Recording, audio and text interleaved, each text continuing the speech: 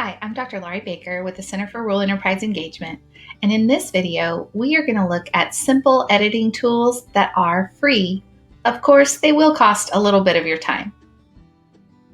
In this video, we're going to highlight a software called Spark.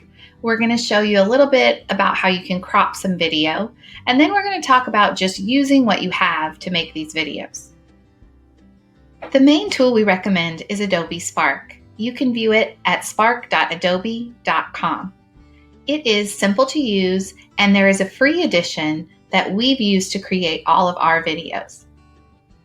Some of the pros of Adobe Spark are that it's really simple. They have some excellent tutorials and videos. It's free. They also have templates that are free, music that's free, and images embedded right in it that are all free. So you really can't do better for a completely free software, other than some that are more advanced, which we do talk about on our YouTube channel. But for the simple, basic videos, Adobe Spark is what we totally recommend. There are options to pay for advanced features in Adobe Spark. We haven't paid for those in any of our videos we've used. We do have their branding in the lower right corner, but that doesn't really bother us, and we feel like we're able to do enough to create stunning videos without too many complications. There are, of course, some downsides. It lacks some advanced features, but because it lacks these advanced features, it does provide a lot of simplicity for you creating your videos and for your audience watching those videos. As you can see, it can be pretty visually stunning in a simple format. You may notice in some of our videos that we've managed some workarounds so that we can get around some of the features that are already embedded in Adobe Spark to create something that's a little more interesting or different or highlight specific areas.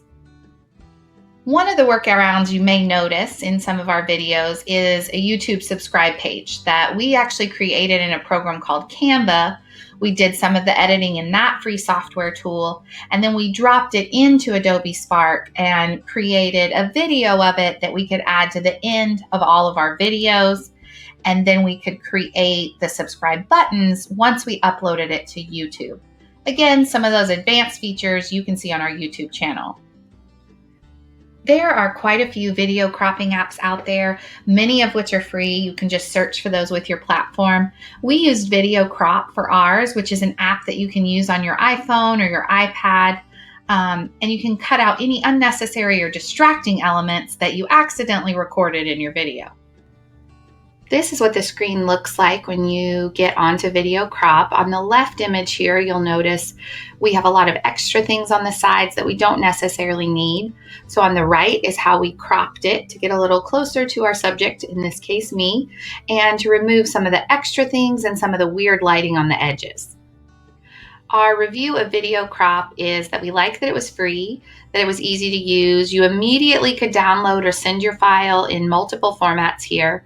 In our case, we went ahead and put it back into Adobe Spark because it is limited. It only crops, but you can't do the cropping within Adobe Spark. So it does add that element for you, but you can't do any other clipping or any other editing. We were able to do some direct editing on iMovie within the iPhone. We weren't able to do the cropping, which is why we used the other crop tool, but we were able to add some basic text and do some simple things. So you might be able to keep some of this native to your phone platform. We were able to add some simple music as well inside iMovie. We were able to add this text, but we were hoping we could have it come in midway, and it's kind of all or nothing. You either have the text there the whole time or you don't have text at all. What we really liked about iMovie was you can trim your video directly on your phone without having another app. You can add the text. However, you cannot crop your video screen, and text is restricted on where it can go within your screen. Our overall review is it has a built-in editing option with your phone. Other smartphones also have built-in options. These are good, but they have some limitations. So you just have to choose how advanced you want your videos to be and how much control you want over them. But you can do some things directly from your phone, which is a nice feature if you're on the go.